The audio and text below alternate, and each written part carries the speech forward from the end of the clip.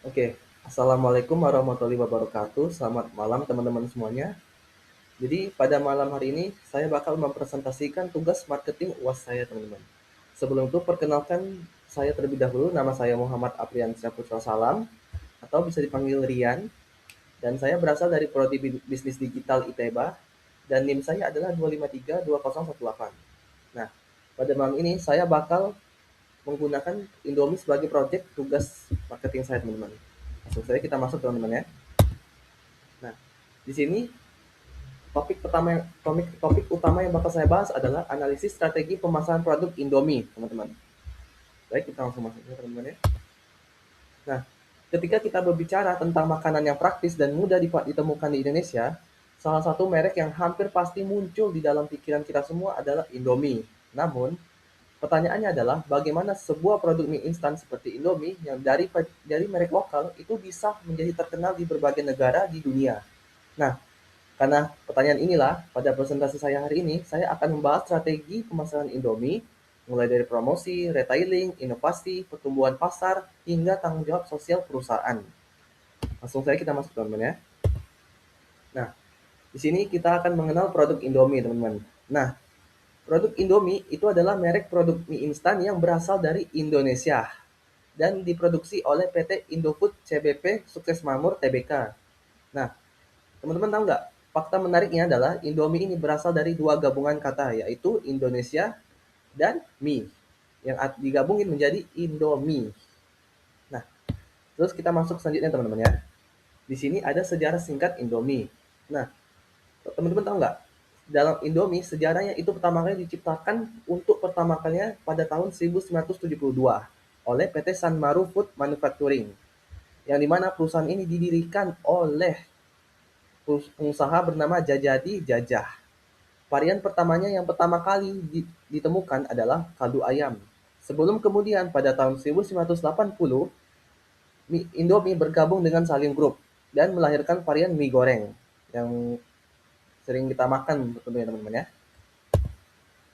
Ya, di sini alasan kenapa saya memilih produk Indomie dalam tugas saya kali ini itu karena ada beberapa alasan teman-teman. Yang pertama, karena merupakan merek makanan paling terkenal di Indonesia. Tentu, bahkan saya sendiri kadang sering makan Indomie loh. Yang kedua, harganya yang sangat terjangkau. Jelas, harga yang murah tentu saya beli. Yang ketiga, memiliki ratusan varian rasa. Dan salah satu favorit saya adalah rendang.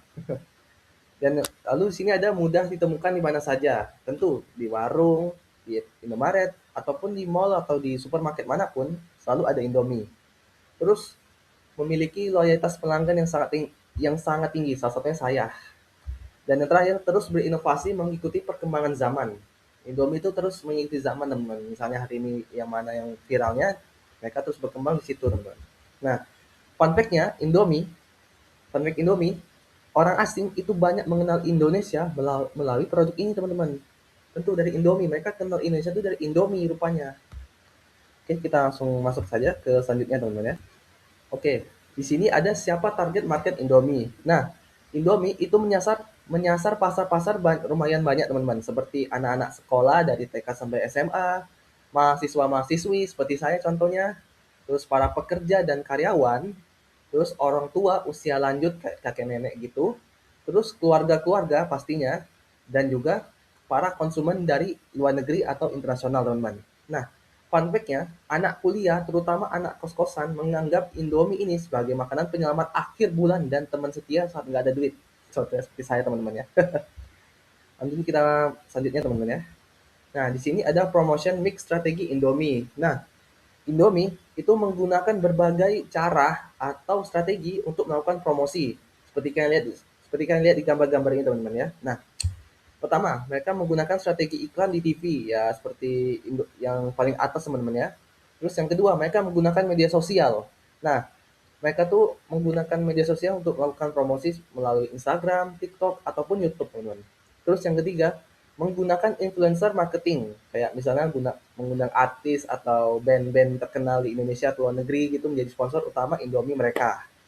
Terus menjadi sponsorship event. Nah, misalnya event maraton atau event lainnya, itu mereka memanfaatkannya sebagai promosi. Jadi mereka ikutan mempromosi produk mereka di lomba itu teman-teman. Terus promo diskon. Nah, supaya rame strategi promosinya, mereka melakukan macam-macam promosi kayak promosi 50%, beli 2 gratis 1, dan sebagainya. Dan yang keenam, display yang menarik perhatian di minimarket kayak menarik menarik gitu lah teman-teman. Kayak kalian tertarik gitu melihatnya. Lalu di sini ada retailing strategi. Nah, produk Indomie itu hampir tersedia di seluruh penjualan Indonesia, teman-teman. Contohnya di warung, kayak warung kelotong atau warung depan rumah kita, teman-teman misalnya. Terus Alfamart pastinya dan Indomaret. Lalu supermarket, marketplace, dan e-commerce seperti di Shopee, Tokopedia, dan Blibli. Lalu di sini ada innovation strategi. Nah, Indomie itu terus melakukan berbagai macam inovasi unik seperti varian rasa dari berbagai daerah di Indonesia. Contohnya Indomie mie Aceh, Indomie merendang, dan Indomie soto Padang ataupun mie soto Betawi. Dan salah satu favorit saya adalah Indomie rasa rendang. Terus yang kedua Indomie Real Meat. Nah, Indomie Real Meat ini bisa dibilang salah satu varian yang lumayan langka juga teman-teman ya, karena mereka menggunakan daging asli. Terus yang ketiga, Indomie Hype Abis. Nah, ini salah satu varian mie Indomie paling pedas, jujur. Bahkan saya sendiri sampai nangis loh, teman. Terus yang keempat, mie keriting. Nah, mie keriting ini lumayan premium juga, teman ya, karena jujur nyarinya susah banget ini. Harus di supermarket ataupun di minimarket. Dan yang terakhir, varian rasa internasional. Nah, varian rasa internasional itu seperti yang saat ini ada ya, seperti Indomie ramen Jepang atau Indomie sebagainya, teman-teman. Oke, langsung kita masuk selanjutnya. Di sini ada market position. Nah, Indomie sekarang ini memegang posisi sebagai market leader. Nah, keunggulannya kenapa? Karena pertama, brand mereka sangat kuat. Yang kedua, distribusinya yang sangat luas. Yang ketiga, harga kompetitif, sangat kompetitif malahan. Keempat, inovasi yang sangat terus-terus berkembang sampai kapanpun. Dan yang kelima, loyalitas pelanggan yang sangat tinggi. Lalu di sini ada driving ground and competitive markets. Nah, teman-teman pasti penasaran, bagaimana sih Indomie terus dapat bertumbuh? Nah, Indomie itu menerapkan strategi-strategi seperti berikut. Yang pertama, market penetration, market development, product development, dan diversifikasi, alias membuat produk baru ataupun inovasi baru, teman-teman. Terus di sini ada produk life cycle. Nah, saat ini Indomie berada di tahap maturity stage. Alasannya, pertama, produknya itu sudah sangat dikenal atau mungkin sudah lumrah di masyarakat kita, teman-teman. Yang kedua, itu penjualannya yang sangat stabil, selalu stabil. Dan yang ketiga, mereka terus melakukan berbagai inovasi-inovasi yang seperti saya sebutkan tadi, teman-teman. Lalu di sini ada CCR dan social responsibility. Nah, teman-teman tahu nggak? Indomie itu tidak hanya menjual produk seperti produk Indomie ataupun sebagainya, tetapi mereka juga sangat peduli terhadap masyarakat. Nah, karena itulah Indomie sekarang membuat program CCR seperti pelestarian lingkungan, seperti menanam pohon, menanam pohon berbagai macam, teman-teman. Terus yang kedua, memberikan beasiswa pendidikan. Tentu, saya sempat melihat juga di beberapa event, Indomie juga kadang memberikan beasiswa penuh pada para peserta yang menang. Terus yang ketiga, bantuan bencana alam. Nah, jujur saya hampir setiap hari melihat di berita bencana alam pasti selalu ada Indomie, selalu. Terus yang keempat, edukasi gizi. Nah, Indomie terkadang datang ke sekolah-sekolah seperti TK, SD, atau SMP, itu mereka melakukan edukasi-edukasi tertentu, teman-teman. Seperti edukasi gizi, kesehatan, dan sebagainya. Dan yang terakhir, mereka melakukan pemberdayaan masyarakat sekitar. Nah, Indomie juga melakukan pemberdayaan masyarakat di sekitaran mereka seperti warga desa ataupun ya dekat-dekat mereka lah, teman-teman. Lalu di sini ada sustainability strategi. Nah, Indomie tidak hanya menjual produk Indomie seperti saya sebutkan tadi, tetapi mereka juga merancang strategi keberlanjutan. Seperti kalian lihat di sini foto-fotonya. Nah, mereka pertama melakukan efisiensi energi. Terus yang kedua, Indomie juga melakukan pengelolaan limbah. Yang ketiga, mereka juga berupaya melakukan pengurangan dampak limbah. Tuh, bagus banget teman-teman. Lalu yang keempat, mereka juga bertanggung jawab dalam pengadaan bahan baku. Jadi Indomie kan tuh pasti aman karena mereka bahan bakunya sudah terjamin. Lalu yang kelima, lakukan pengembangan kemasan ramah lingkungan supaya ya nggak menimbulkan limbah terlalu banyak, teman-teman ya. Dan yang keenam, meningkatkan efisiensi rantai pasok ya supaya menurunkan sedikit harga biaya teman-teman ya. Nah, di sini ada SWOT singkat. Yang pertama strength. Strength Indomie ini brandnya terkenal, distribusinya sangat luas dan harganya yang sangat terjangkau.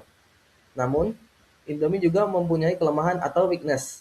Yang pertama, yang pertama, Indomie ini terkadang sering dianggap kurang sehat. Pastinya, orang tua kadang bilang, wah ini Indomie ini nggak sehat nih makan sering-sering nih, pasti, selalu. Nah, yang kedua, ketergantungan impor. Nah, karena Indonesia berada di negara khatulistiwa, otomatis kita tentu mungkin sulit juga menanam gandum di sini. Otomatis kita harus impor dari negara-negara seperti Amerika ataupun Eropa.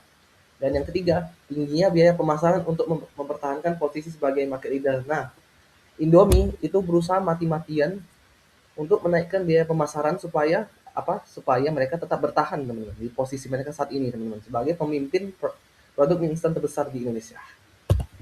Lalu di sini ada opportunity. Nah, opportunity Indomie ini seperti ekspansi pasar yang masif, mengembangkan produk yang sehat dan diversifikasi saluran distribusi.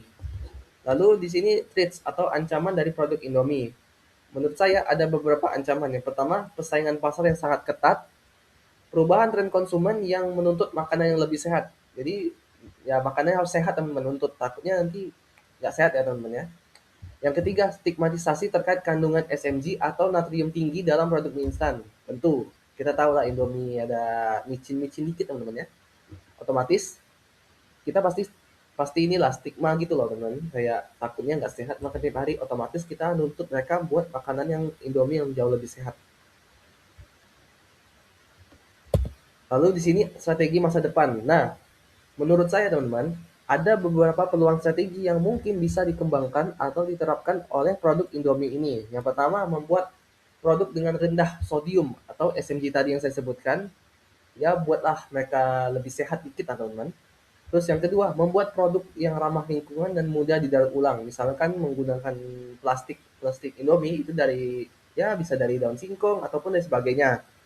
Dan yang ketiga, melakukan pemasaran berbasis teknologi dan AI. Jadi jangan untuk menekan biaya pemasaran, mereka bisa menggunakan teknologi ataupun AI masa kini.